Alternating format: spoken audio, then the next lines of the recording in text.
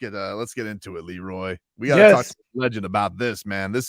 You got to bring out the big guns when you got a game this big coming on up.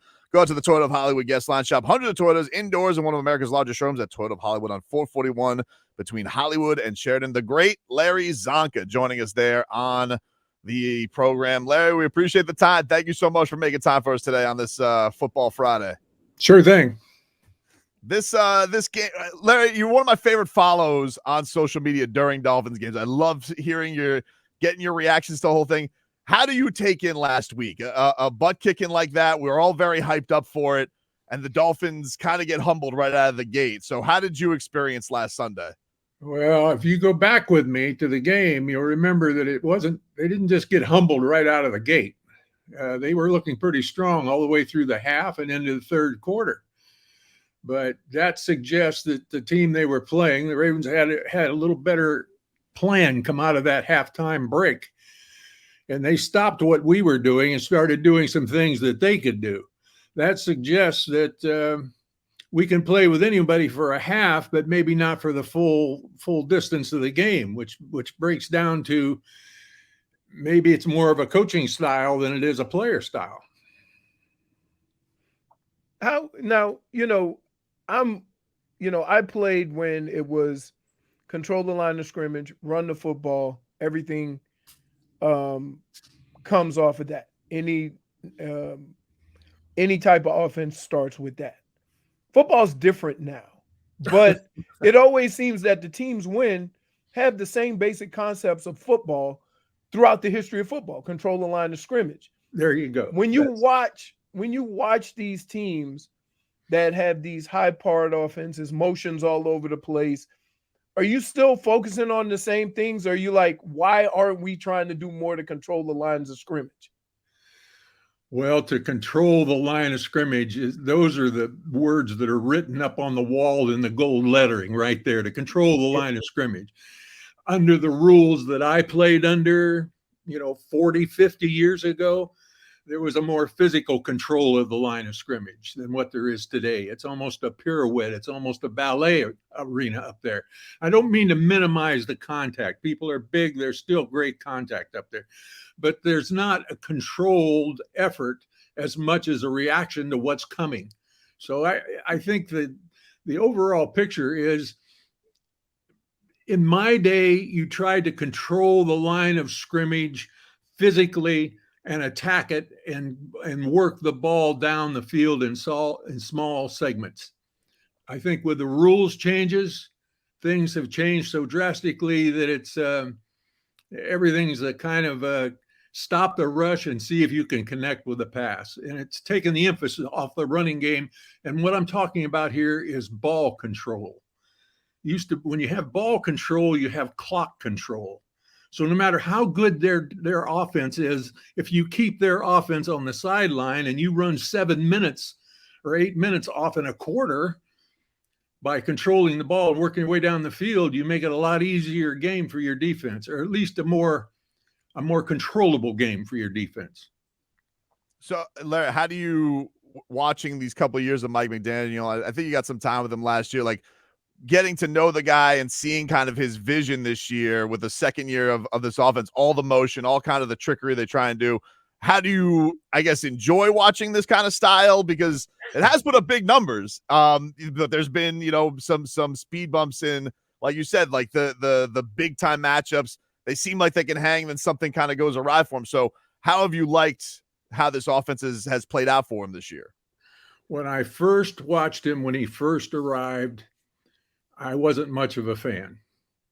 But after watching him over a couple of seasons, I've discovered he is like the heart and soul of that team. Shula, the guy I played for, it was his way or the highway.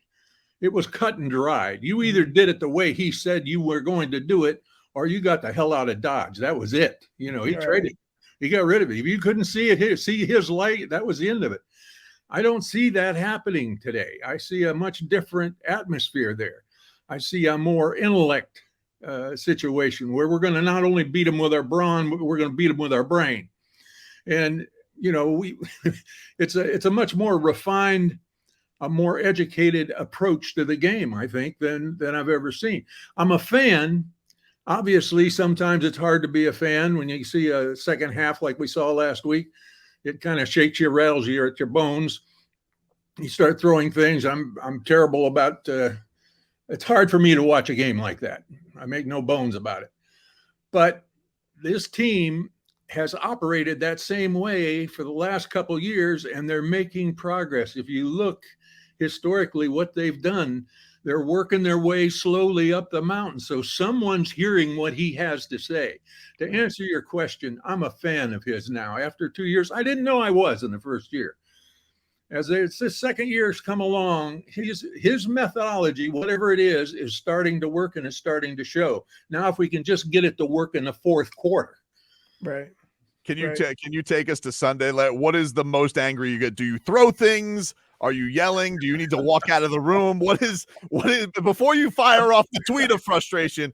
What is the reaction you're watching when Zay Flowers is going deep and geez. Dolphins are out of it? Like what is the most frustrated you were last Sunday? Oh, I get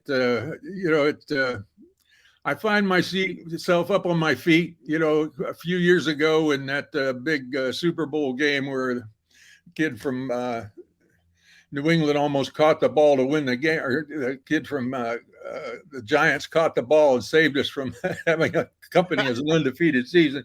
I almost stuck my head through a ceiling fan. I jumped so high. So that gives you an idea, both good and bad, how I watch a football game. I am so pleased when the Dolphins execute, show a designed play, show a designed effort, execute it to the T and take it down. That's the old discipline. That's still very much a part of the game today. That discipline of going through that and doing that, the sacrifice they go through to do that. And this coach seems to bring that out in them in the last couple of years. I've seen it develop. So I'm an avid fan, but it's hard for me to watch, particularly in like the late fourth quarter, and the Ravens were just massacring us. It was just, I just wanted to get up and stick my foot through the TV set. It just made me so mad that, I know they're better than that. I know there's an element in there. There's a will to win that jumps out every once in a while, and you see it. And it's something that we were very prideful of in 72, 73, all the way to 79 when I played with Shula last year there. It was there, and we could see that. And I see signs of it again with the team, and it just keeps me a very avid fan, but I'm also afraid I'm a very outspoken fan. Is it more frustrating watching your team that you've been a fan of most of your life struggle, or is it more upsetting that you can't do anything about it but watch? Well, you may have put your finger on it right there. I'm used to when I'm watching Aqua Orange, and I'm, I feel like I share in their accomplishment. So when there's frustration, I share doubly in that, because I'm frustrated because I can't do anything about it. Right. There's nothing you can do besides jump up and kick the TV set, and then you're without the rest of the game the rest of the day. So, it's I'm not a good fan. I wouldn't be a good fan in the stands. I'd be, it's better for me to watch it on TV with some of my old teammates. Larry, I find it amazing that now that all I can do is watch, and I only watch as a fan, I'm like, how do you guys do it? Like, it's so like, can you can't imagine that? Yeah, you know what it's like to get out there and venture hostilities on someone or the other team. But when you got to sit there and just hold your popcorn and rock in place, pretty soon you just explode. It's crazy. Yes, it is. What is your confidence level going into this week, Larry? They got a huge matchup against the Bills, rivalry matchup. They've had their number over the last couple of years. So I guess confidence level for the division. This is all they wanted. Got a bunch of, if they win this, 2 seeds, still in a pretty good spot for the postseason, but obviously it's a big challenge with Buffalo. So what is your confidence level going into this week for the Dolphins? Hey, the turkey is cooked and it's on the table. All right. Forget about Buffalo beginning earlier in the season. Forget about the one lopsided deal. This is what it's about. This is what the whole season's led up to. This is what we've just talked here about, their development. This is coming down to where you're either going to be what you say you are, or you're going to fail. All right. It's going to be right there. It's time for the coaches and the players. I know everybody has there's injuries are always a problem, but everyone has injuries. Everybody has that same mix. You know it, and I know it. You've watched enough of it. You know exactly what I'm talking about. They've got to be durable, and they've got to be in control of their emotion. They got to decide to win this game. It's all this week. All right. It all comes down to this game. This whole season comes down to this game. Don't look any further. Don't look back at anything. Just concentrate on this game this week. It's in your stadium. It's for all the marbles are on the table. If you don't take this, then you're in second. It's not a good sign if you don't take this. Just got the goosies, Leroy. I got to tell you right now. Hey, it's a monster. It's a monster coming up this week. Larry, your book came out about a year ago, Head On, which you've done a lot of, getting to interact with the Dolphins, going on tour. What has that experience been like for you? Getting a chance to kind of reflect on the stories and interact with Dolphins. Like what was this year for you like with the book out, which is still available now? Head On, really slick cover with aqua and orange on there with Larry Csonka. But what was the experience like this year? Kind of get a chance to interact with Dolphins and tell these stories. I was all set to peer across the tabletop wherever I was, signing the books and talking with the fans to a lot of gray-haired and elderly-looking people.